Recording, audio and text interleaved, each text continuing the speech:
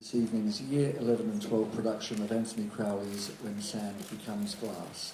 A few little notes. One, a reminder that unless you are an essential worker, please switch your phones off, not to silent, not to airplane mode, but to off. Also, a little note that the roles of Duncan and Robert, due to unforeseen circumstances, will be played by Westminster Drama Old Scholar of 2022, Cameron Chow. Also, please be aware that there's some very special live action from backstage that you'll be aware of, that it will be performed by Sophie Warren and Nathan Irving. Please sit back and enjoy When Sand Becomes Glass.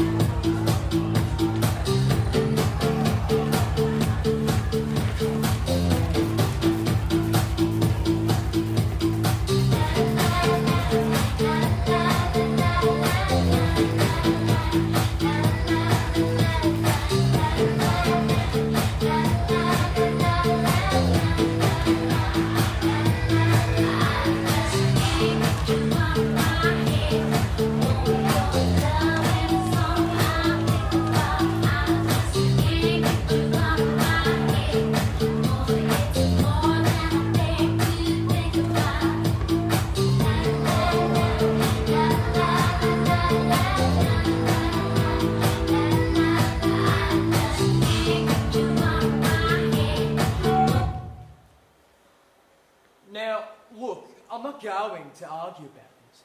It's a perfectly acceptable proposition that there are three certainties in life. Death, taxes, death. Where's the third? Yes, I said three. I'm coming to three. Now, look, I'm not going to argue about this. Death, taxes, death, and the fact that all theatre is shit. Yes. Death, taxes, theatre, shit. It holds a mirror to society. It No. If the right honourable member would let me finish. You've had your say. It's my turn now. Now look, I didn't say culture. Culture is good. Cricket is culture. It's merely sport. That's all. Cricket covers all culture, Mr. Speaker. English, Indian, Pakistani. Just you ask, SBS. That's not what SBS stands for. Now, look, I'm not going to argue about this.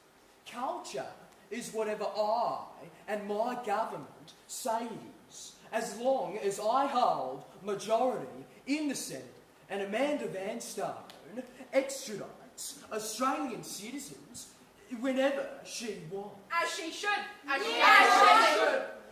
What I'm talking about is theatre, Mr. Speaker. Bleeding, heart, left-wing, elitist, socialist propaganda. You're spreading propaganda. The problem, Mr. Speaker, the problem is, and I say this with all due respect to the great actors this nation has produced. It's Chick Trafford. Yeah. Paul Hogan.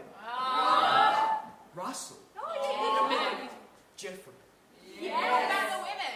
Oh, no, Kerry, yes, there are women, yes, there are women, and there are Aboriginals, too. There's plenty of No, don't leave out the Aboriginals. They are an intrinsic part of Australian culture.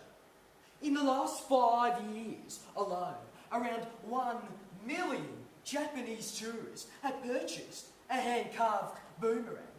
And that's only in the Northern Territory. Think of the economy. The point I'm making, Mr. Speaker, is that all theatre is shit. Because, primarily, Mr. Speaker, fundamentally, theatre is about deception. It's about the truth. Now, I don't know if the honourable member realises this, but theatre isn't real. It's not real. Theatre is based on the art of illusion. The ability to suspend an audience's belief and draw them into a world of fantasy and construct. Theatre wants us to live in fear. Theatre wants us to think the world is out to get us, because in that environment, theatre can thrive. It educates. And No. Theatre is at its strongest when society is weak, reactive, when the manipulations of a few narrow-minded, ignorant citizens rule the whole country. Theatre exploits war to score political points. Theatre appropriates images of death and destruction for emotional gain. Well, whose game? Yours! When I send troops to Iraq, I'm thinking about things that are real, Karen. Issues of substance. Real problems. Yes. Weapons of mass destruction. Cities goals. Yes. Saddam's nuclear capability. These are real, Kerry, and they affect the lives of every single Australian. Talk about propaganda. Yeah.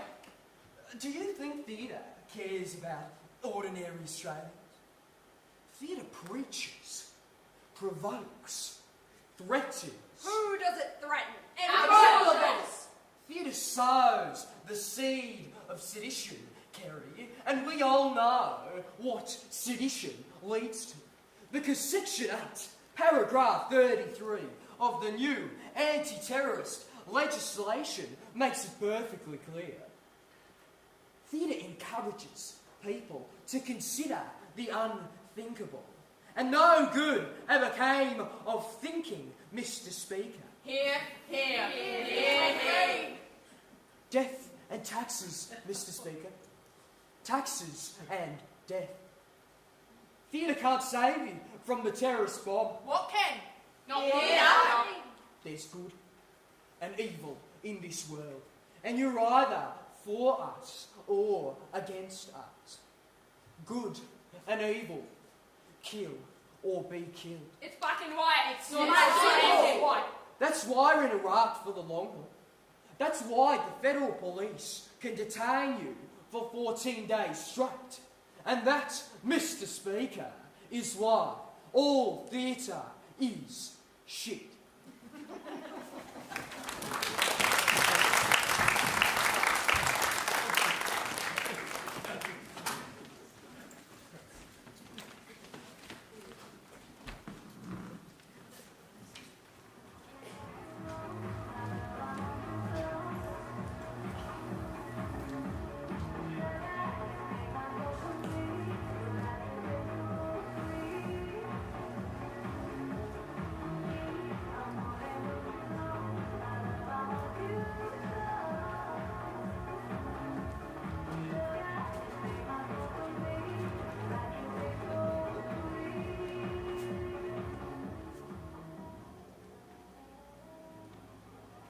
You know, I have a picture of Osama bin Laden on my bedroom wall.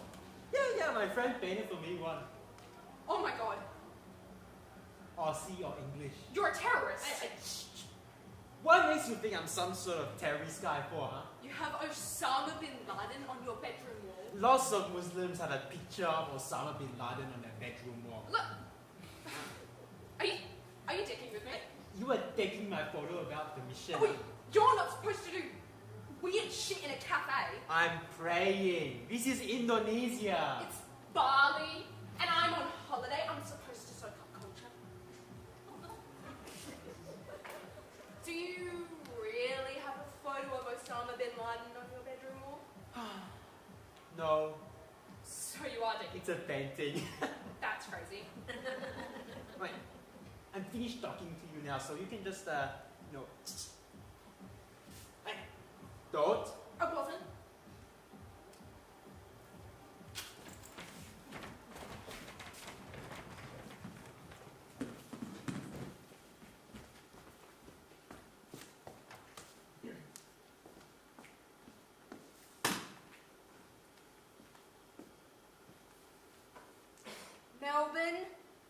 Melbourne, Australia. I told you. How many times? I don't know how it got there. It's not a bag, it's a vanity case. Yes, it's my bag. Okay, I have to go now. Tell that man to step away from the door. Now step away from the door, get me a taxi, I'm going back to my hotel, and tomorrow I'll meet you wherever you people call a police station, and we'll sort this out. What? Are you speaking English? What are you talking about? Jesus. It's pronounced marijuana, and for the 100th time, it's not mine. Don't touch me. I want to see my boyfriend. My boyfriend works in Jakarta for Shell. You've heard of Shell. Big oil company, millions of dollars. My boyfriend is a very powerful person. Yes. No, leave my arm alone. I am not a junkie. I am an Australian citizen, and I demand to see who's in charge. Yes, I'm not blind. Well, it doesn't look like much to me. No, I don't use drugs. I don't know how it got there. Yes, maybe. It's a vanity case. It's not like I got it with my life. Lipstick, Mentos, eyeliner. Why would I lock it in a vanity case? I want to see my boyfriend. Get your hands off me. It's only a little grass. Take it. Burn it. You want money? Have it all. Traveler's checks, cash. Call my boyfriend. He has lots of money. You people really don't want to mess with me. I am a very powerful person. I work for Telstra, big telephone company. Don't you dare. Stop it. I know the law. Don't you dare talk to me about the death penalty. I'm an employee of Telstra. My boyfriend works for Shell, and I am an Australian citizen. So don't you dare talk to me about the death penalty. And you, stop staring at me like that.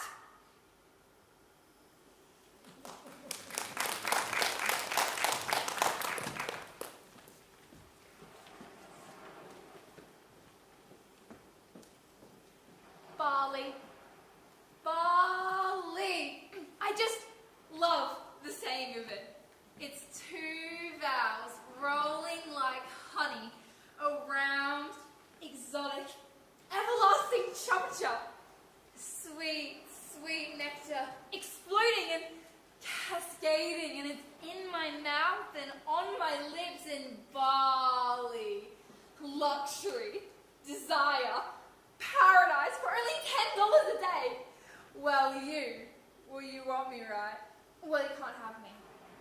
Well, not yet, but meet me tonight. Paddy's Bar.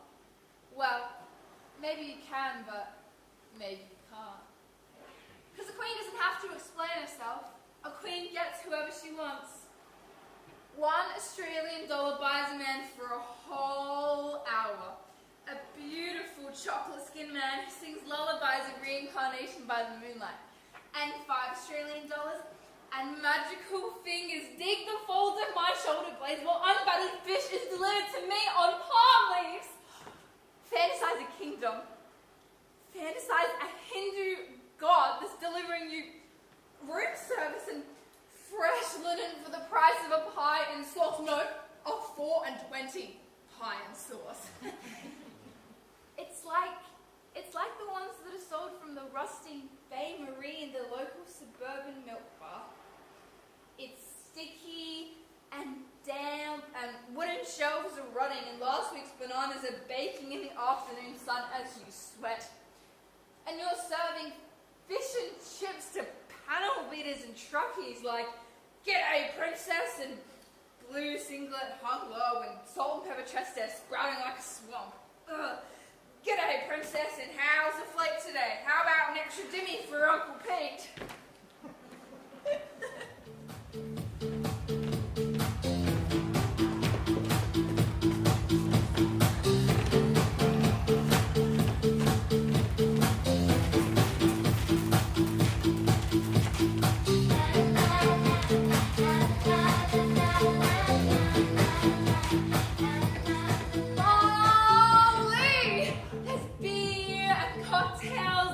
Anonymous faces and hungry voices, and its never-ending night of body against body and flesh upon mouth, and parking meter money in exchange for banana daiquiris and flashing lights and pumping euphoria and boom, boom, boom, and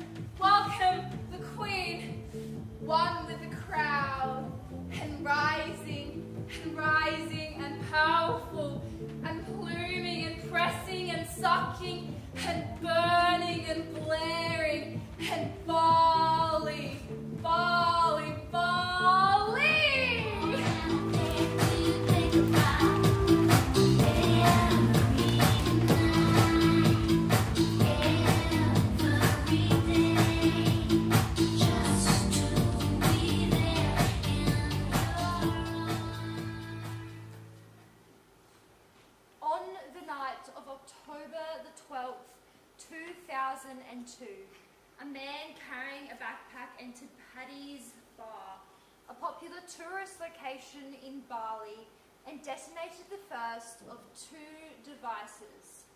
The second explosion originated from a car bomb left outside the Sari nightclub a few doors away. Both devices contain traces of ammonium nitrate, a substance commonly found in household fertilizer. The number of bodies found at the crime scene totaled 202. Of these, we identified 88 as Australians, as was 38 Balinese, 35 British nationals, 7 Americans, and 2 to 3 people from various European countries. 3 bodies have never been identified. As a federal police officer, the Bali bombings provided several unique opportunities, as yet we have never encountered a major terrorist situation in our own country. As such, our experience of such situations is limited and in many ways academic. The Bali bombings offered practical avenues to hone skills and training. In my role, I worked out of a small hotel room collating information. The nature and position of the devices meant that any human remains would require extensive evaluation. Bodies are extremely useful repositories of information. An arm, a leg, traces of hair and blood on a piece of skin or clothing. Often it was difficult determining human remains from other objects. Extreme heat and fire can transform the most ordinary object into something unrecognizable. Sand can form a dark, ugly glass. Even the smallest remnant can be crucial. Away from the crime scene, we will check all the local hotels. The objective of this is to first ascertain if the occupants had returned. Failing this, we would then search for common bathroom items to take into inventory. Fingernail clippings, hair brushes, other various items engaged in the use of personal hygiene.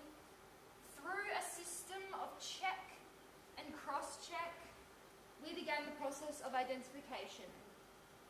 When an event like this takes place, people want answers as soon as possible. As I mentioned before, the process of identification was hindered by various factors. Without proper refrigeration, the process of decay was difficult to manage. I have to say that the locals were very helpful in this regard, sourcing tarpaulins to lay the bodies outside the mortuary. Even the children would help. Children, no more than 7 or 8, waiting for ice to arrive in the back of trucks, breaking the bags over the remains. Sometimes we would go to the local villages to seek DNA for identifying the local victims.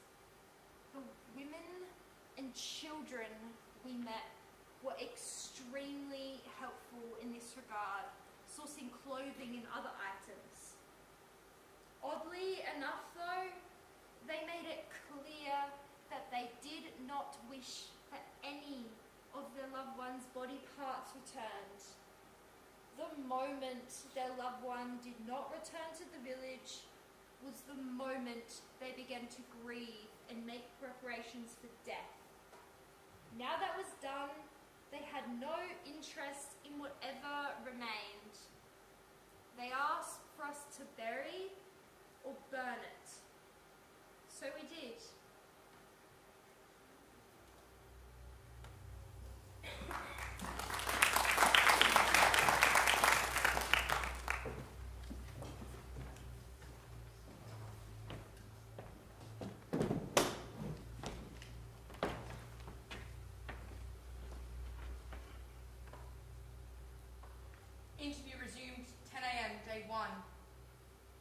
your name for the record? Why? You understand your position? Yes? We were told you understood your position. I've been arrested. You've been arrested under the amended Terrorism Act of 2005. What? What? No, this is ridiculous. As a result of being arrested under the Terrorism Act, you will be held for up to 14 days. You are not entitled to any legal representation during this time. Do you understand your position? It was a theatre project. It was a content theatre project. State your name for the record. Sean Brown. Your full name. Sean David Brown. State your address. This is so stupid.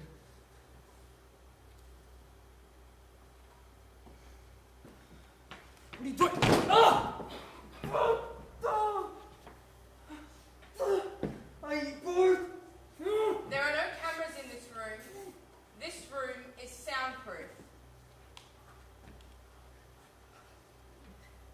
Subject is uncooperative. We'll resume the interview in 2 hours. Do you understand your position?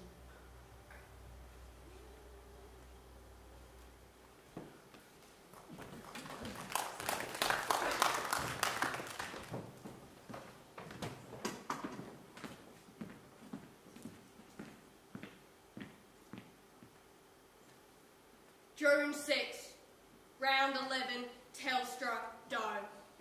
A crowd of 30,000, arse to arse, breath baited. North Melbourne, blue and white, scattered like wildflowers, goal to goal. Dean Laidley and Glenn Archer huddled like two Anzacs at Gallipoli. And there, standing like an AFL god in pressure bandages and Adidas boots, Jason McCartney. I love Jason McCartney. He should have died back there in Bali. That kind of damage would have rooted an ordinary bloke. Over 80% of his body totally charred. Can you imagine the pain? The complete, bloody, gut-busting agony of lying there like one huge exploding blister. The mind-numbing agony. Jason McCartney, an Australian hero, an awe-inspiring legend. And I didn't even go for North Melbourne. I'm a Collingwood man, and I still haven't forgiven them for beating us twice. The 1977 Grand Final replay. Jason McCartney. There he is lying in hospital. Vaseline and all kinds of other shit smothered all over his body. Agony. Total agony, right? And in the middle of all that horror, he had one word pounding in his head over and over. A chorus of angels bringing him back from the dead. One word to lead him from the darkness. One word, come back. How else do you explain a recovery like that? 6 months of rehab. 6 months of horrendous, back-breaking pre-season crawl. 6 months of blood, sweat, and rotting flesh. And then, like a miracle, there he is, a shining knight in white. Bandages covering his whole body. Every bump, every tackle, jolting his nervous system like 10,000 volts. I thought it was going to run out. Play the first 10 minutes and later would bench him. Befitting tribute, Jason, back from the dead, finds to match fitness. One handball, one kick, Brave FMA, off you go.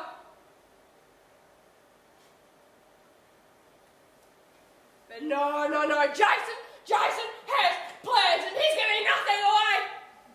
The longer he stays on the field, the greater the tension in the crowd.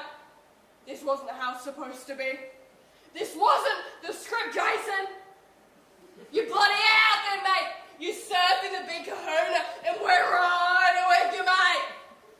You come out of nowhere, dude, and you win that bloody game off of your own boot. Jason!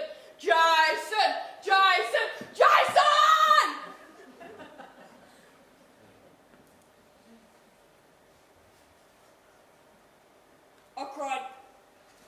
I bloody did. I cried like a big girl, howling and sobbing, because I felt pride. Chest pumping, rib cracking pride, because I wasn't Aussie like Jason McCartney. I got to have Anzac survivor just like my grandfather. Because those bastards in Bali had tried in on the likes of Jason. An ordinary bloke just like the rest of us. And we didn't flinch.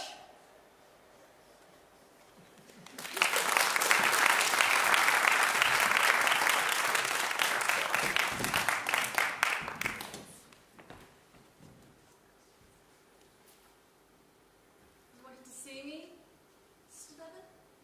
I just spoke to your mother. Come and have a seat, Sarah. I'd rather stand in the presence of Jesus. You sit in church. Father Robert sits on right. I'm telling you, it's all right. You're not Father Robert. Sit in the chair, please, Sarah. Why am I here? Your rosary beads are beautiful. Did they belong to your grandmother? I say her every day. Well, you shouldn't be praying during biology. You think God would find it disrespectful? Your science teacher finds it disrespectful. I'm not praying to God. The Holy Mother? Saint Anthony. Your mother says you're not doing your homework. I need to pray. Are you telling me I shouldn't pray? Saint Anthony wouldn't want you falling behind in your schoolwork. I'm in the middle of a novena. A novena is a very holy prayer. I know what it... Does Father Robert know you're performing a novena? He showed me how. You must be praying for something important. What are you praying for, Sarah? Something wonderful.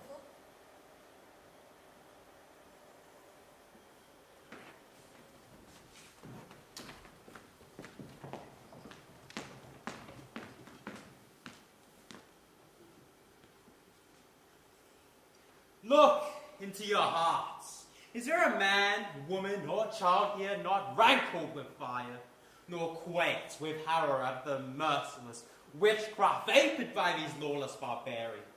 Stand now, one soul, who can say, without blemish, that he has a single ounce of forgiveness for these creatures, these demons who claim religion like a moral imperative, yet carry bloody death on their shoulders like a bag of our names writ large for the afterlife. Name yourself. One single fool who believes that any course of action can stay these villains, these thieves, other than that which bears knives and bludgeons and bombs to the whore Mesopotamia. I pray thee, stand and fight. Together we shall forge cold steel against the devil's heat, and march forth like God's own Christian army. And though we make heavy sacrifice, 'tis no more than what the Saviour King bestowed upon us all. Listen to the words of Parliament, Let them echo in your ears and drown out the weak and feeble mutterings that would allow Islam to wrench us all asunder. Rise high, bear yourselves of honor, rattle your sabers, curse hot breath and poison, and crush the lungs of your charge. So together we shall fight back this plague, sucking vengeance from its bloated, black tongue. Now, I'm sure we'd all like to live in a world where there were no challenges, where there were no problems, where by simply turning our backs on the challenge of a rogue state possessing weapons of mass destruction, hope it would go away. But the world has never been that simple, has it? And it's not as simple as that now. Iraq will not oblige by surrendering her weapons of mass destruction. No, she will be emboldened not only to retain them, but to expand them. And should this defiance be successful, other countries will follow in her stead. This is the challenge that the international community faces. I wish us luck, and that God be with us all.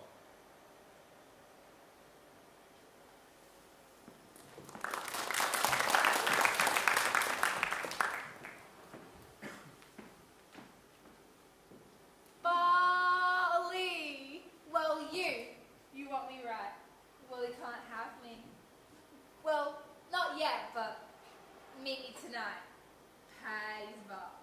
Well, maybe you can, but maybe you can't. Because the Queen doesn't have to explain herself. A Queen gets whoever she wants. $1 Australian buys a man for a whole hour. A beautiful chocolate-skinned man sings lullabies of reincarnation by the moonlight. And $5 Australian and magical fingers dig the folds of my shoulder blades while unbattered fish is delivered to me on palm leaves. Fantasize a kingdom. Fantasize a Hindu god that's delivering you room service and fresh linen for the price of a pie and sauce. No, a 4 and 20 pie and sauce. Bali!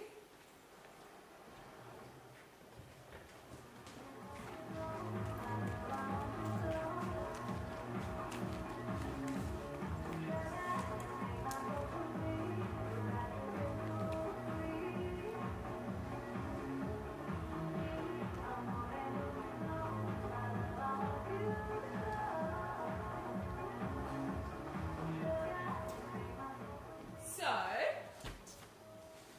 how big? How big is your painting of Osama bin Laden? You see the cell on that boat? Bigger. I should call the police. Hey, it's not illegal to keep a painting, huh? What do you have on your wall? Missy Higgins. Yeah, is that guy a terrorist or what? Osama bin Laden is evil. Oh, he's just like any regular guy. He kills innocent people. Yeah, like I said, he's just like any other regular guy. People like you give Islam a bad name. Just because I have a picture of Osama does not make me so evil. It makes you stupid. It brings me comfort. I know I'm not so alone. How can a man who has murdered thousands of innocent men, women, and children bring comfort? That's insane. So when elections were happening in your country, who you vote for? That's besides the point. You vote for John Howard. He's buddies with George Bush and Tony Blair. Well, I don't have a painting of John Howard on my bedroom wall. But you see his face on the TV every night. Does that bring you comfort? Whatever. Whatever. That's thousands of innocent men, women, children dead in Iraq. It's completely different. You know what your Australian SAS do, huh? You know what they do in Iraq? They direct the bombs. Your Aussie soldiers kill hundreds, thousands of innocent people. War isn't terrorism. Yeah, but innocent people still die. By accident, terrorism deliberately targets innocent people. You think if terrorists could afford the same weapons you guys and Americans have one, they find the same civilian guy or not? Huh? I don't think terrorists give a shit who they kill.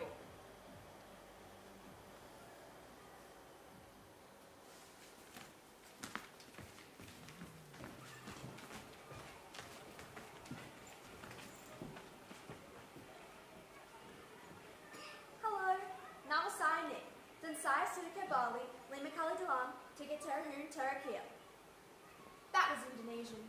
I'm learning at school. Mum and Dad are taking me to Bali and I'm going to try it out. Aku Segat versus that. Woohoo! Bali rocks. I've been 5 times in the past 3 years. The first time we went, my dad got bitten by a jungle monkey. That was the most important lesson I ever learned in Bali. Never turn your back on a jungle monkey. The monkey even lost a tooth. The doctors found it right in the juiciest part of Dad's gluteus maximus. Dad likes to explain the accident as technically as possible. He thinks it's not as embarrassing as having told everyone a monkey bit him on the bum. Bali rocks. Have you ever seen a funeral in Bali? Totally amazing. The person dies, right? But the family doesn't have the funeral straight away. They bury the body till they can save up enough money, and then they dig it up again. Like out of the ground, right? Awesome. And then they build this enormous cow. It's like as big as a Trojan horse. Only it's not a horse, it's a cow. This totally cool cow. And after going through all the trouble to save up the money and build this cow, they like burn it. How cool is that? I can't get enough of Bali. The rice paddies, people, fishing boats, ceremonies, volcanoes, and the stories they tell. Balinese folktales have this magic about them, like the one about Ganesh. Once upon a time, there was a Balinese lord, Lord Shiva. Lord Shiva was this totally powerful dude, and he used to go away and fight for the gods. Meanwhile, back at home, the lady of his house, the goddess Parvati, was all alone. One day, the goddess Parvati wished to take a bath, but needed someone to guard her home while she did. High and low she searched, but could find no one whom she could trust. So, she used her amazing goddess powers to create a son, Ganesh. She then said to Ganesh, "Keep strict vigil on our home and allow no one entry until I return." Ganesh agreed and took possession of the home and all its treasures. Meanwhile, Lord Shiva had finished battling the gods and was returning home victorious. Just as he reached the door, Ganesh appeared. Lord Shiva demanded entry. Ganesh refused and would not allow Lord Shiva to pass. In a fit of rage, Lord Shiva raised his sword and cut off Ganesh's head with one enormous slash. Parvati, upon hearing Ganesh's cry, hurried back to her son. Horrified to find Ganesh dead, she confronted Lord Shiva, shaming him for his cruelty. Lord Shiva was stunned by Parvati's outrage and swore he would right the situation. Venturing forth into the world, he declared he would take the head from the first living creature he came across. And so he searched and searched until a baby elephant wandered across his path. And with his sword, he cut off the baby elephant's head, placed it upon Ganesh's shoulders, and breathed life back into him. And so, Ganesh, the son of Lord Shiva and Parvati, was born. Bali rocks!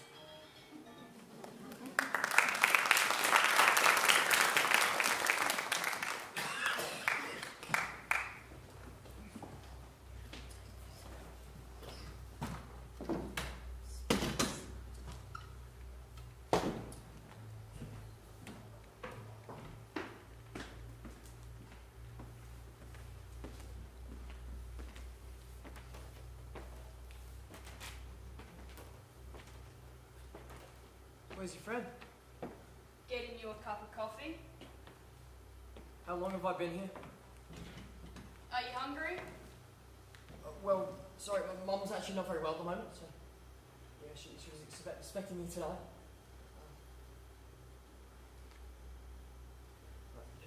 Just play the damn tape recorder, let's get this thing done.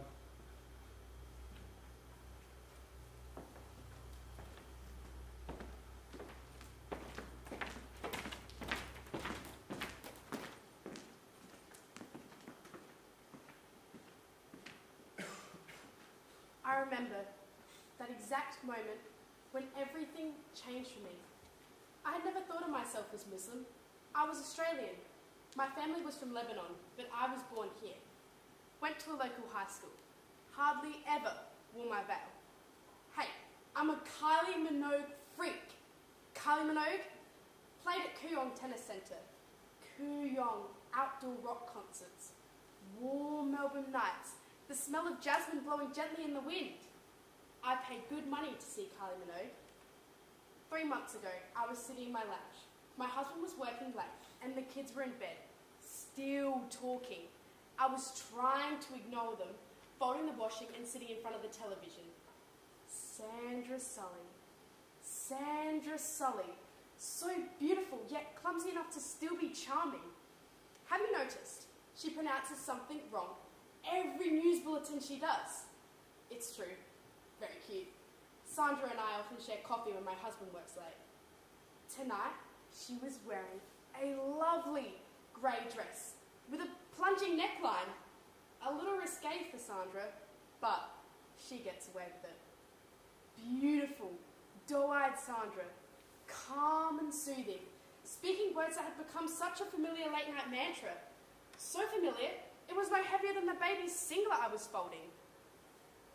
Bombs, suicide, checkpoint, democracy, words, words, words floating out of Sandra's mouth like bubbles of detergent. Words from Iraq, pictures from Iraq, footage of Iraqi jail, prisoners, men, dozens of men, naked men lying on top of each other, necks bound, necks leashed with dog collars.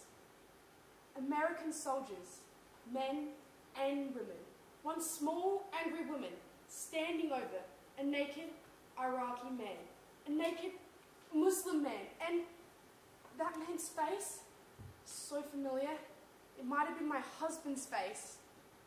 Sandra returns, but something's different. Her mouth, the edges of her smile, different. A trace of something that wasn't there before. Humour. What contempt. No, Sandra. Not you. The blood drains from my body, spilling on my son's 5-year-old shorts, and Sandra is no longer charming. Her teeth seem longer than before, sharper, mouth gaping, vindictive, mocking. And slowly, I feel the anger flowing in me like poison, and I want to crush her stupid blonde face, smash her deep cleavage, and the ribcage that conceals a heart blacker than any weapon Saddam could ever imagine. I want to snap her spine for the horror she has just showcased like a late-night game show. That was my people, you damn bitch. That was my husband, forced to do unspeakable things to another man. I paid good money to see Kylie Minogue.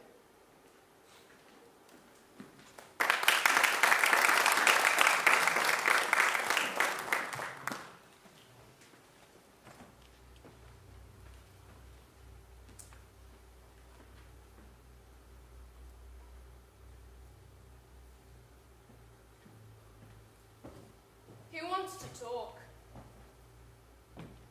Does he understand his position? No.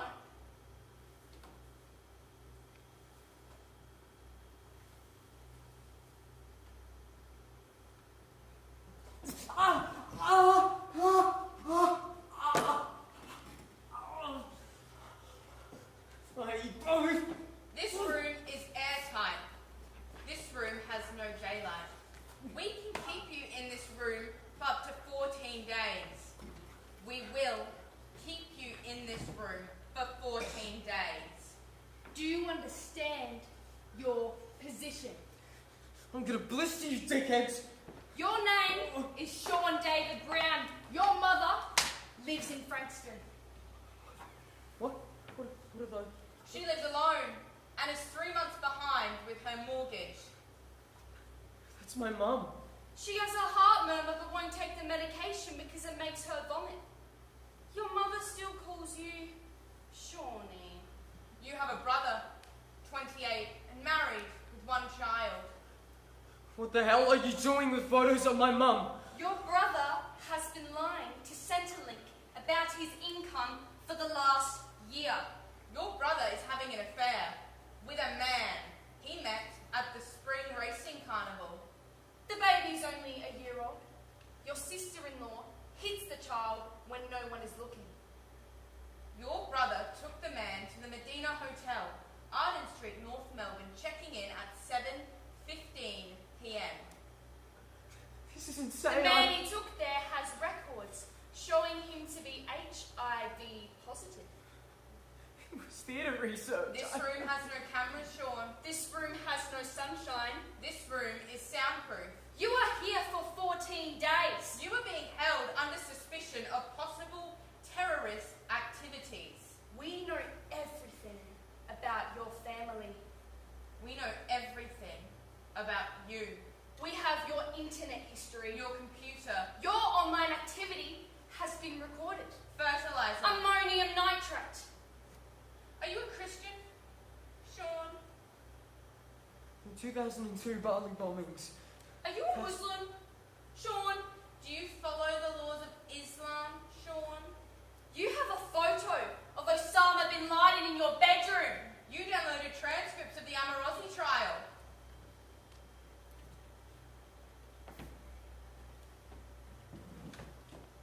Sean, you have a fly on the back of your head. Which cell do you belong to? You have a fly on the back of your head. Where is the target? There's a fly on the back of your head. Where is the target, Sean? Shawnee, you have a fly on the back of your head. That's it!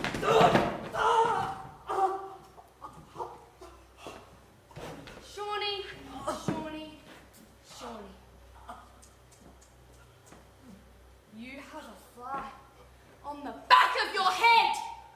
Have you ever been to a mosque? There's a fly on the back of your head.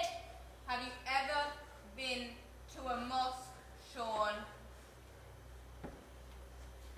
You have a fly on the back of your head. I went with a friend. There's a fly on the back of your head, Sean. On the 18th of February 2005, you attended a mosque in Newport, Melbourne. Is that true, Sean? Sean. Mate, you have a fly on the back of your head. I'm not Muslim, On okay? the 9th and 10th of March, you attended a Muslim family day to lobby for a new mosque in Paisley Park. There's a fly on the back of your head. There were 150 people there. There's a fly on the back of your head.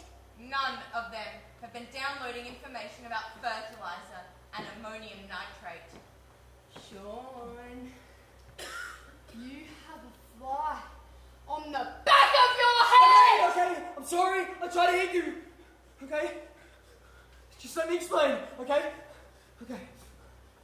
I understand my position, alright? I do.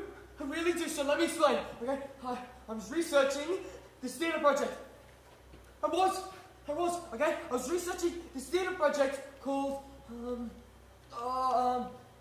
sand becomes glass. yes, when sand becomes glass, and then there was this federal police officer, what was her name? Mary? It'll come to me, Martha Hugan. As a federal police officer, the Bali bombings provided several unique opportunities, as yet we have never encountered a major terrorist situation in our own country. As such, the experience of such situations is limited and in many ways academic. The Bali bombings offered practical avenues to hone skills and training. Extreme heat and fire can transform the most ordinary object into something unrecognizable. Sand can form a dark, ugly glass.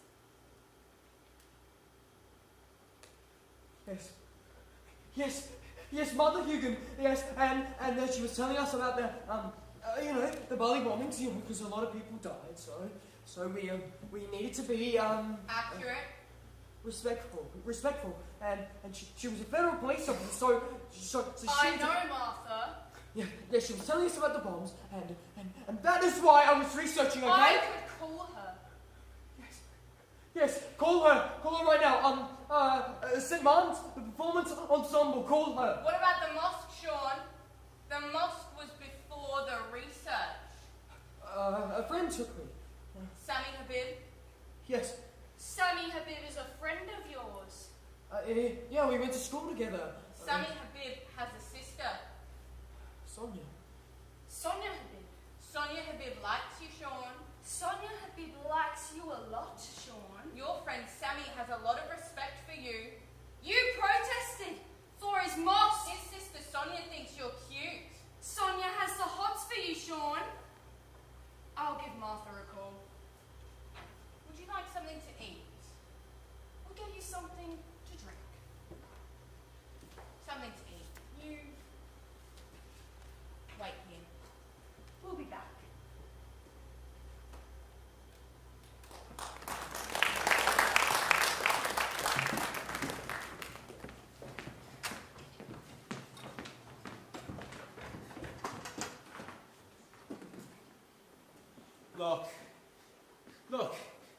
Look into your hearts. Is there a man or a woman or a child here not rankled with fire, nor quaked with horror at the merciless witchcraft aped by these lawless barbarians? Stand now, one soul who can say without blemish that he has a single ounce of forgiveness for these creatures, these demons who claim religion like a moral imperative, yet carry bloody death on their shoulders like a bag of letters with our names writ large for the afterlife. I pray thee, stand and fight. Together we shall forge cold steel against the devil's heat and march forth like God's own Christian army. And though we make heavy sacrifice, oh, 'tis no more than what the Saviour King bestowed upon us all. Listen to the words of Parliament. Let them echo in your ears and drown out the weak and feeble mutterings that would allow Islam to wrench us all asunder.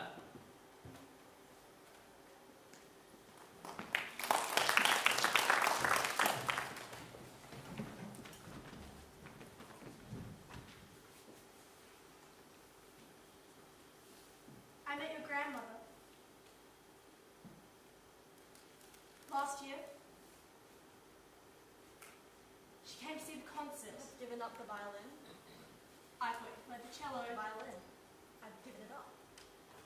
I need to channel my energies. Your grandmother was very proud of you. I was thinking of arranging a mass for her. We can invite the whole school. I don't need a mass. What are you praying for, Sarah? The tsunami. God doesn't grant tsunamis. I'm not praying to God. Saint Anthony won't hear a prayer like that either. It's a special kind of tsunami. One that will kill all the Muslims. Like the one that destroyed Banda Aceh. Only bigger. Your grandmother would be very disappointed in you. I've done it before. And it worked. It's sin to pray for something so cruel. When my brother died, I prayed for vengeance. I prayed for an earthquake, volcano, hurricane, anything that would wipe me off the face of the earth. I prayed so hard I couldn't eat, couldn't sleep. I prayed until I swear my fingertips were so tight together I had blood blisters, but it was worth it. It was worth it to see all those people lying on the beach dead. To know God was there for me, my brother by his side. God doesn't grant tsunamis!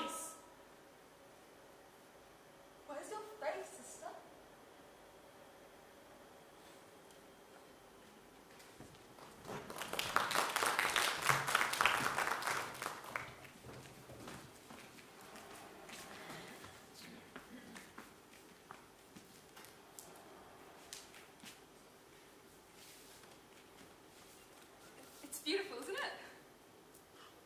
You know, I also live by the beach. Where? Yeah, it's just on the other side of the island there. You speak English very well. Yeah, well, so do you. Where do you work? I'm a fisherman. Is that surprising or is... You just seem well educated. Oh, so all fishermen are some stupid guy or what? And you know what I mean. Yeah. I travel. Australia? And sometimes, Do you like it? no. Why not? It's because your arrogance offends me, that's why. Australians are the most easygoing people in the world. The first time we met, you took my photo without asking permission. I'm a tourist. It's what we do. Australians don't think the Japanese are up themselves just because they spend all their time taking pictures. We just think they're crazy. So, why you not call for the manager, huh? When you thought I was a terrorist, Because you're not. I could have been. You said you weren't. I think I changed my mind. You Aussies are not so arrogant one. Told you. You are incredibly, recklessly lazy.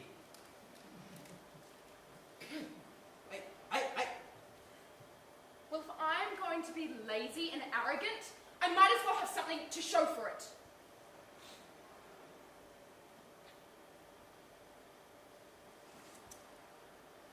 My name's Amy. What's yours? Simon.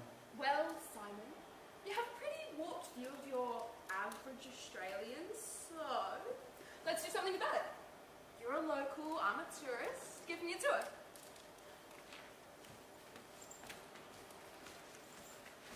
You know, my friend also has a picture of Osama bin Laden on his bedroom wall. Really? Yeah. Is it as big as yours?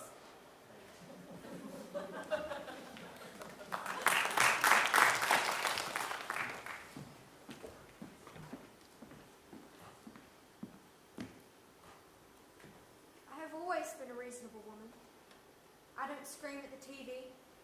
I watch quietly, studiously, with dignity and respect for those around me. On the night of October the 12th, 2002, a man carrying a backpack entered Paddy's Bar, a popular tourist location in Bali, and detonated the first of two devices. I'm careful with my money, yet I understand my husband enjoys the occasional drink at the bar. As I say, I am a reasonable woman. The second explosion originated from a car bomb left outside the Surrey nightclub a few doors away. Yet every day, I wake up with the same bile sitting in my stomach, and it will never leave until that smug, mongrel prick is dead. I'm a Rosie. Both devices contain traces of ammonium nitrate, a substance commonly found in household fertilizer. Smiling, savage white teeth, squealing like an adolescent schoolgirl. A beautiful, beautiful little girl, with her father's eyes so brown they're almost black. The number of bodies found at the crime scene totaled 202. Only 18 years old, and never in her life did she do anything to hurt anyone. I taught my daughter about compassion, mercy, the power of forgiveness. I am a reasonable woman, Amarosi, yet I swear upon the soul of my dead, beautiful daughter that one day I will tear the eyes from your skull. To hell with mercy! She was my flesh and blood. She was my baby, my little girl, the light in the darkness. And you bloody prick, you sit there in that excuse for a courtroom and mock her memory? I am a reasonable woman, and I know now that the world has no justice. Justice is a word reserved for the lucky, for those who will never know what it is to have to outlive your own blood, to have to look a father in the eye each day, ashamed by your own impotence. You're a liar, Amarosi. You talk about 70 virgins and infidels, but you don't really want to die.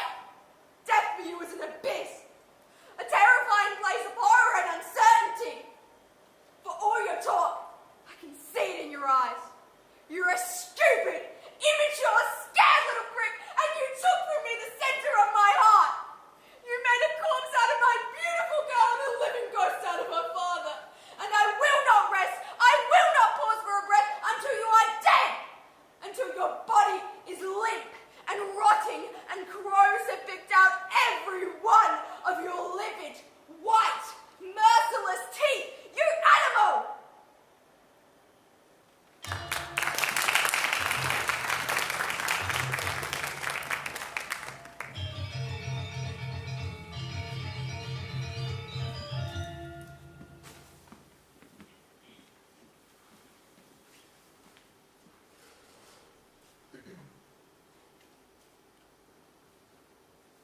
Oh, shit, what's the hair, babe?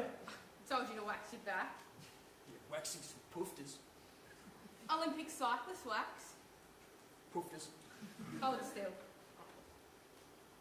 Oh, no, you're packing it way too thick. I haven't bloody finished yet.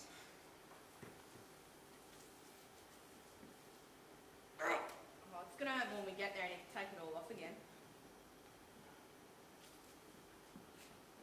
Oh, look like freaking mini-me Arnie Schwarzenegger. It's about time your chest got up your arms, babe. There's nothing wrong with my chest. Pigeon chest. It's not. Yeah.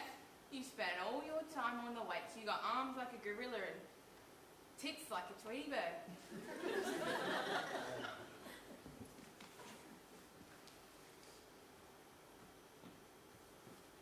Turn around.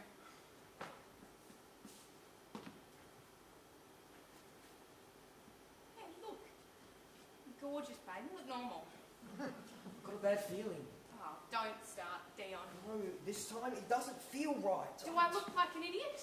No, that's not what I mean. Do I look like an idiot to you, Dion?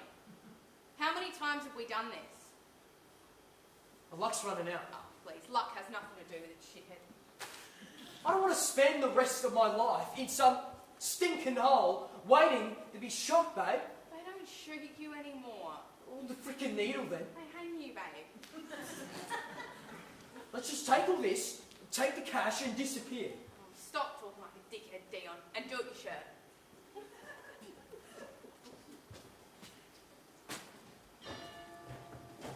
Which one? That one? No. That one? No. No. That one? Yeah. How much? No, how much? 30,000 rupiah? Wait, Bertie. What's 30,000 rupiah? $3. No. Tell you what. We'll give you 10,000 rupiah for 3 of those and... 2 of those? Yeah. No. The one with the shells. The shells. Gorgeous, mate. Gorgeous. Yeah. Did you make it yourself? Oh, you did? How long to make? How long to make?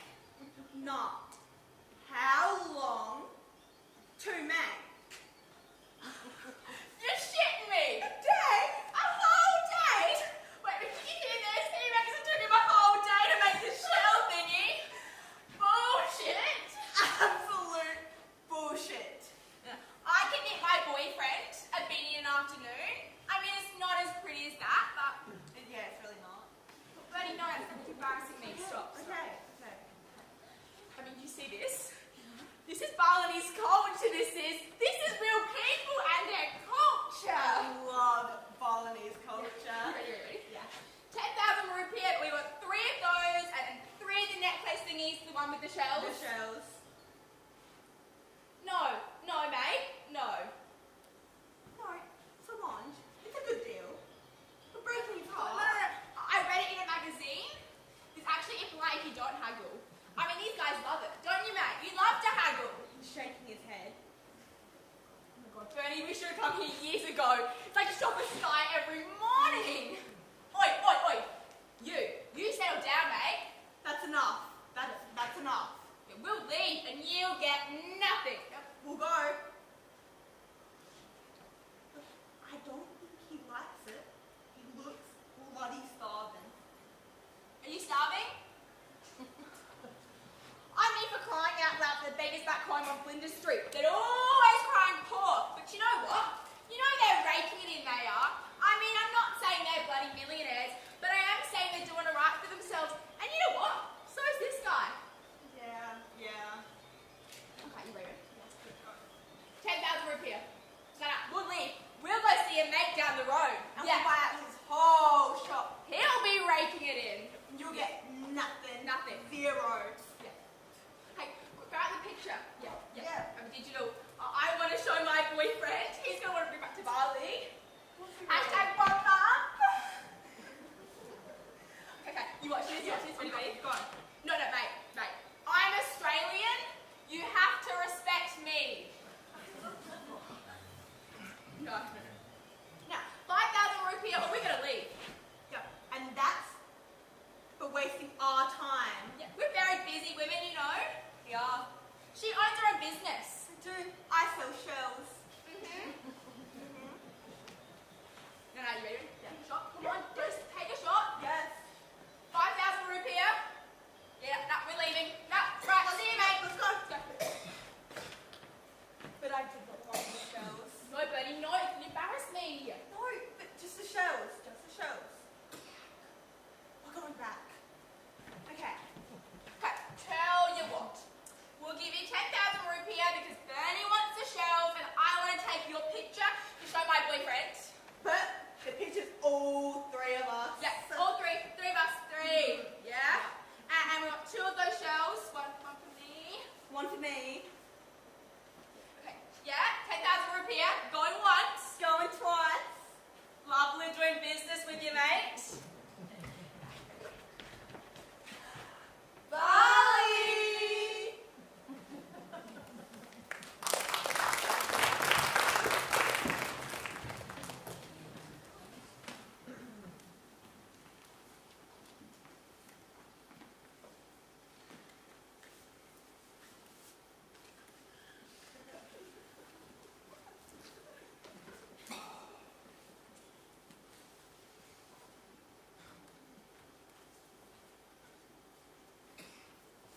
I want to meet the guy.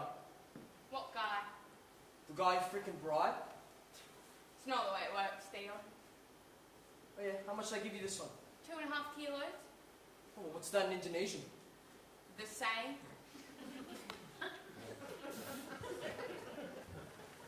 What about the cash? How much cash did I give you to bribe the prick? 10,000 Australian. Oh, what's that in Indonesian? Oh, how should I bloody know?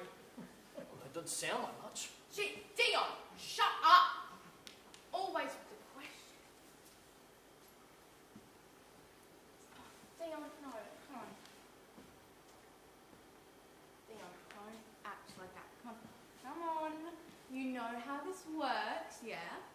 You get on the plane, get pissed, arrive, pay the guy in the airport, and then deliver the shit where it's gotta go. What if he wants more than 10? God, he bloody won't. And you know what happens if we pull out? You want that to happen to me? To our baby? You want Crystal to suffer like that then, do you? But how do you know they come after us? It's what they do. Why would they waste their freaking time? Look, let's just pack all this shit in a locker and piss off the perv. Oh, we don't get to choose, Dion. You know what? I don't like leaving Crystal around your old lady. I don't like her smoking around Crystal. Yeah, it's all bad for her lungs. Passive freaking cancer. You think I like leaving my baby behind then, do you? Jesus. Dion, I am doing this for her. For the money. Dion, just think of the money. 3 more trips and we'll have enough. 3 more, babe, and it's all over, so just pull your dick out and act like a man. Do you screw this guy? This Indonesian guy you give the money to? Yeah, Dion, I slip in a quickie at Denpasar Airport while carrying 2.5 kilos. I want to meet the guy. You can't. Then I'm not going. You know why those 9 dickheads got caught? Because they're bloody stupid. You pay the right shit to the right people and wheels turn. Judges, police, politicians, our place is corrupt. I mean, crying out loud, Dion, they're still executing people. Yeah, but what if he wants more this time? Then I slip in my quickie at Denpasar. Look, I'm sick of being scared, alright? Look, I say let him come for us. That's the way it is, and look, screw him. I can't keep living like this anymore. We're in the game, Dion. Just because you don't want to play anymore doesn't mean they're going to let us out. It's kill or be killed, my love. And get the tickets, they're in the bathroom, and I'll feed the baby.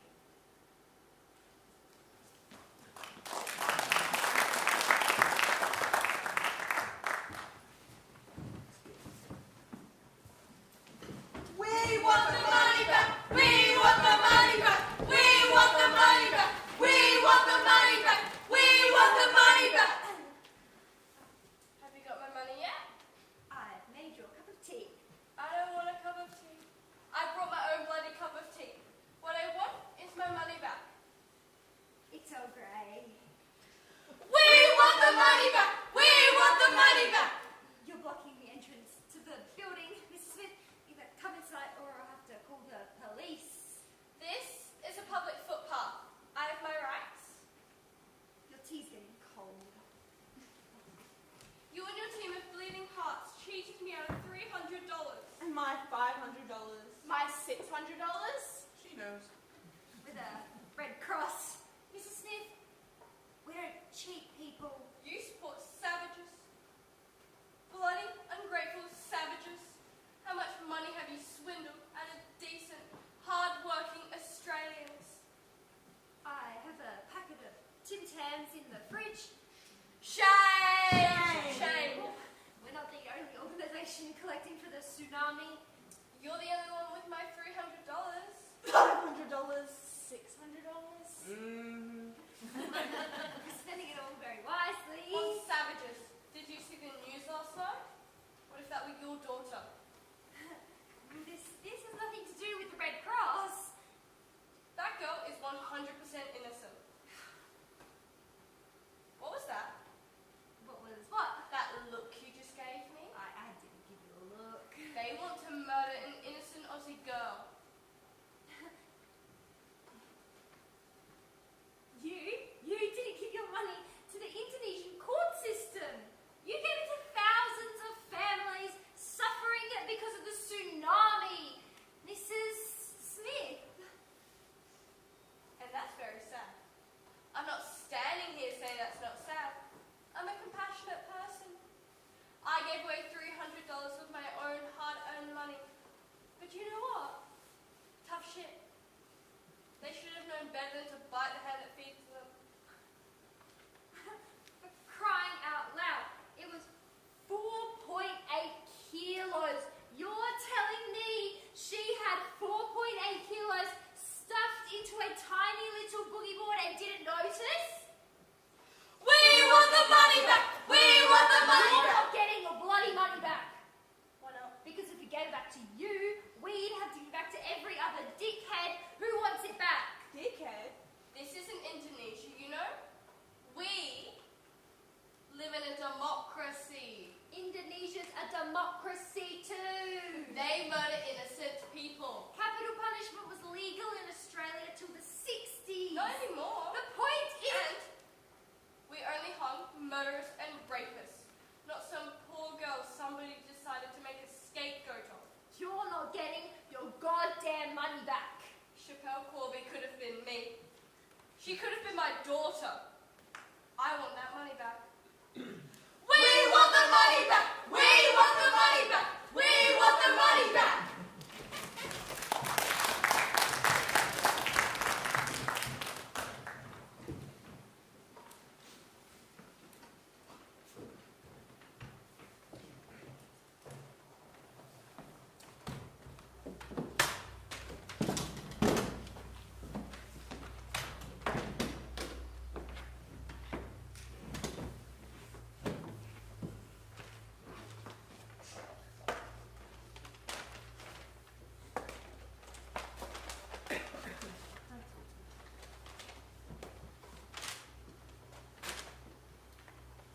Are you a terrorist sympathizer, Sean?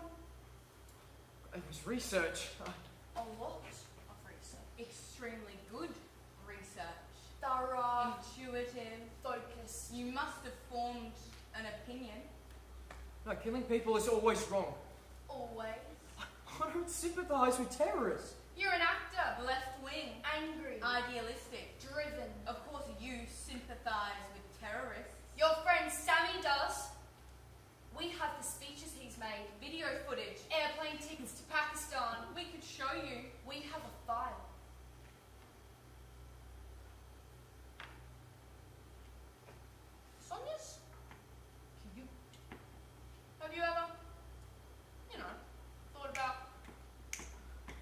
She's only 17. You're telling me you haven't fantasized about her? Just a little. Late at night, in the privacy of your own bedroom. How long have I been here? An hour, maybe 2. I want to go home now. Terrorism is evil. No one in their right mind supports the killing of innocent people. You really believe that, Sean? Yes. You were researching Bali for a theatre project. Yes. You know what those bombs did to those people? Women and children shredded, bodies of Australians rotting for days packed under ice. Yes. Interview terminated day 3, 9 p.m.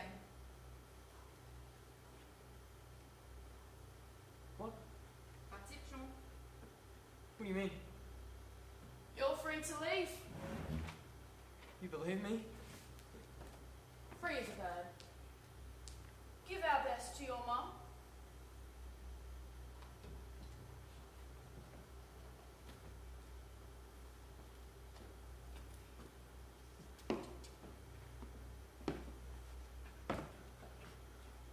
Before you go, there's one thing you could do for us. A favour, small favour. We want you to convert to Islam. It's very straightforward. The community already knows you.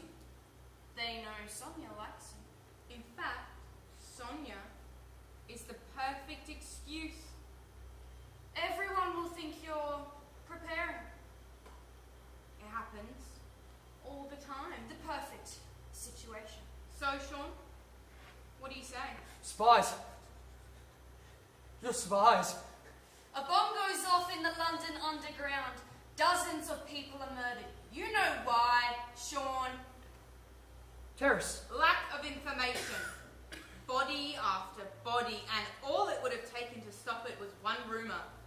One snippet of conversation passed on to the right people at the right time. Information saves lives. Wait, so you want me to become Muslim? Beautiful Melbourne afternoon, Sean. Sun shining, the castle exhibition opening at the National Gallery, mums and dads and kids in strollers, ice cream, donuts. Then, very quietly, a man with a small backpack walks into the foyer to check in his coat and bag. Bang! 150 dead. Is that true? It could be. It's that easy. Use your imagination. You're an actor, Sean.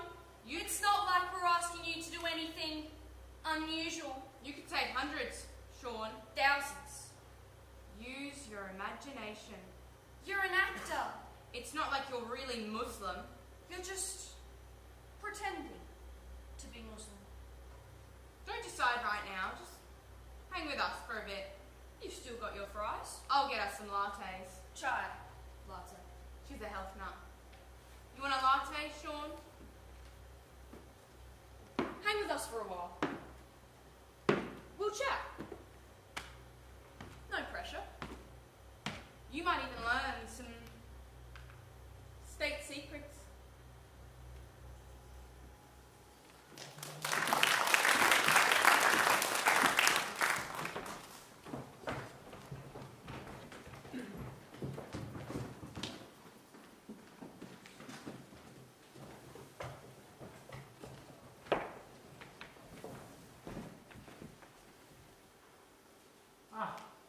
Sarah, Sister Devon tells me you haven't been feeling too well.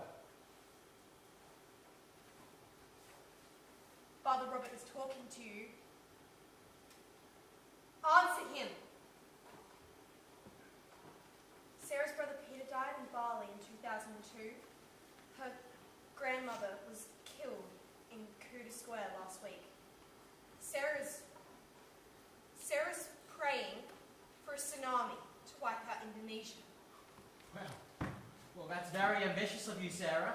Which God do you believe in, Father? There's only one God. The Christian God? A loving God for all. A loving Christian God? God is all things to all people, Sarah. God is going to wipe out all the Muslims for me. Muslims didn't kill your family. Radical Muslims did. And a tsunami kills just as many innocent people as a bomb does, Sarah. I don't think either of you have a grip on the unavoidable reality of the situation. We want you to stop the novena. Why are you worried if God doesn't grant tsunamis? Give me your rosary beads. This is the reason why we're weak. They have complete faith. They don't doubt. They don't question. They walk into a cafe full of Christians and without a second, they make their choice. It's why they're winning. It's why we have to fight back. God wants me to pray. He wants me to fight. Sarah, calm down. Open your eyes. It's us and them. The truth is, Father, you're always preaching the truth. The truth is, innocent people have already died. Innocent people are going to get dying until it's over because there's only one true God. Hail Mary, full of grace, the Lord is with thee. Blessed art thou among women, and blessed is the fruit of thy son, Jesus. Holy Mary, Mother of God, pray for us sinners now and at the hour of our death.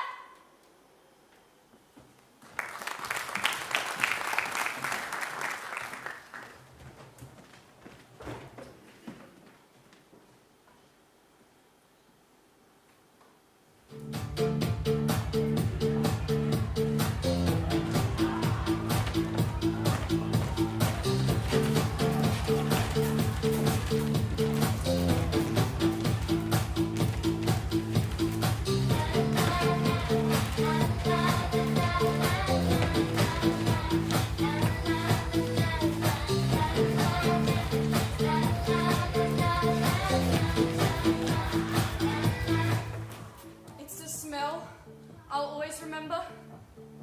Sweet, disgusting, because deep down in the darkest part of my brain, I knew what it was. It was my first time to Bali. A girlfriend won some money in one of those stupid quiz shows. The Price is Right. $5 grand. Loves a good party, does Lauren. Bali.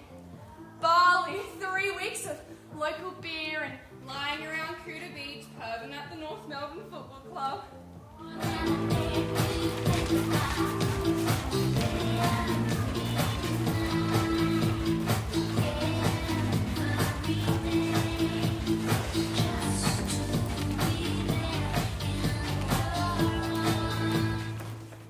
Lauren's such a flirt. I mean, she's not usually, but something in her brain goes wild in the heat, and she's just dangerous. The first time she took me to Paddy's Bar, I wanted to run. Paddy's Bar, one huge Australian orgy, hot like an oven, smoke and bass pumping, bodies pressed tight, wriggling like jungle monkeys to Powderfingering Kylie. Paddy's Bar.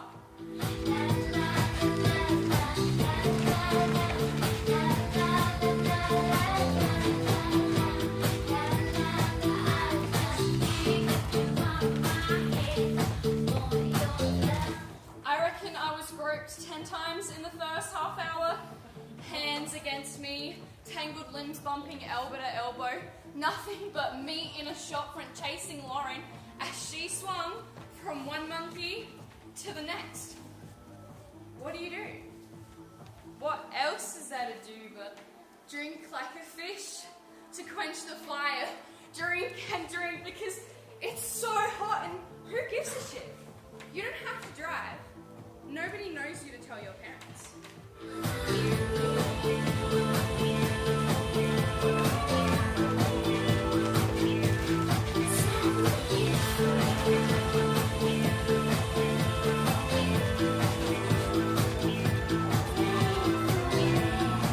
Drink and drink and drink. Pretty soon your whole body feels numb with tiger beer, and you don't care who touches you or where. Screw it. Your own hands start to wander, and pretty soon the prey becomes the hunter. Anonymous, dangerous, dancing like all the other monkeys in the cage. Monkeys. And I'm looking for Lauren, but she's swinging by a tail from the ceiling, and all the other monkeys are dancing and cheering and screaming. Oh shit, Simon, you are a cracker. You know that, right? A cracker? Nadi, cracker. Is this a good thing or a... Come on, let's party, come on! I can't. I need to stay here a bit longer. Dragging your feet, Simon. Are you really gonna let an Aussie girl drink you under the table? A lazy Aussie girl. I don't drink. I'm a Muslim. You're Muslim? Yeah. You don't drink.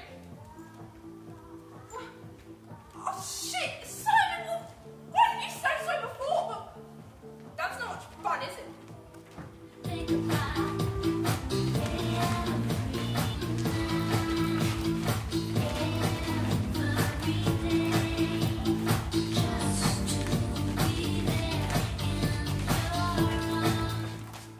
I always thought the colour of death was black, but it's not. It's white and blinding and so loud it shatters your brain like a crack of thunder inside your own eardrum. Then nothing. Sweet, sweet nothing.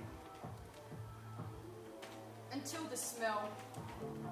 Sweet, sweet, icky smell reaches up your nose into the horror dormant in your brain. And it's too terrifying to lie alone in the dark anymore.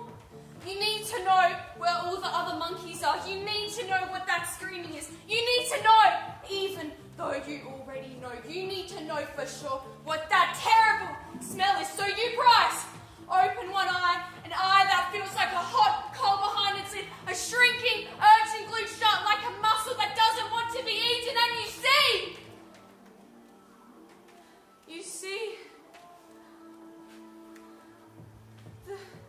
the flames and a monkey arm that once had a monkey body and monkey faces with mouths set open, black and sticky and charred, and your own throat tries to scream, but it can't because the smoke is too thick, and that smell, that sweet, disgusting, sickening smell that you suddenly realize is your own flesh burning.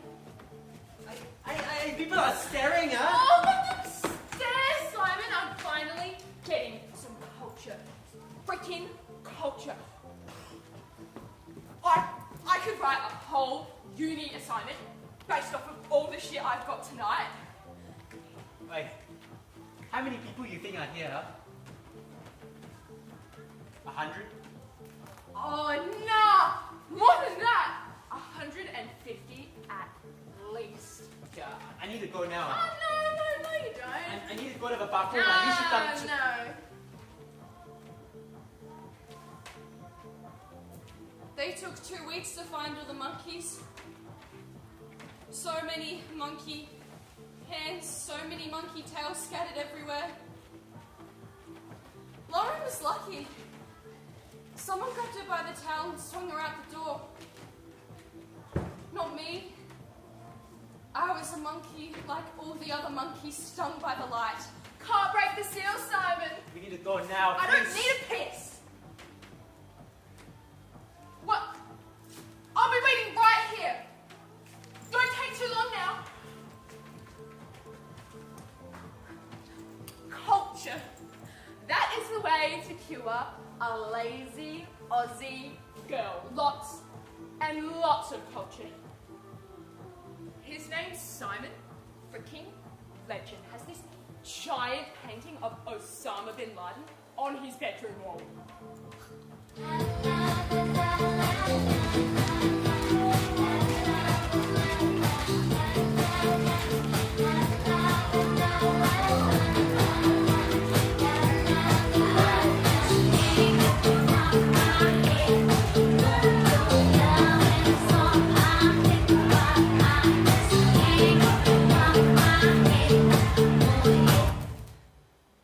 I did enjoy being dangerous. It was fun.